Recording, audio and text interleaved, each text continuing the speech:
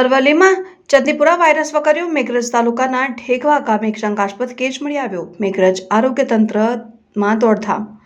ઢેગવા ગામમાં આરોગ્યની ટીમે શરૂ કર્યો સર્વે। 3 વર્ષીય પોપટ ખરાતીને હિંમતનગર સિવિલમાં ખસેડાયો। 2 દિવસ અગાઉ જિલ્લામાં 2 બાળકોના ભેદી રોગથી થયા છે મોત। શંકાસ્પદ ચાંદીપુરા રોગના દર્દીના સેમ્પલ પુનઃ પરીક્ષણ અર્થે મોકલાયા। રોગ બાળકોમાં ન વકરે તે માટે જિલ્લા આરોગ્ય વિભાગ સતર્ક બન્યું। Reporter Hitendra Patel, news 7 India, Aravalli.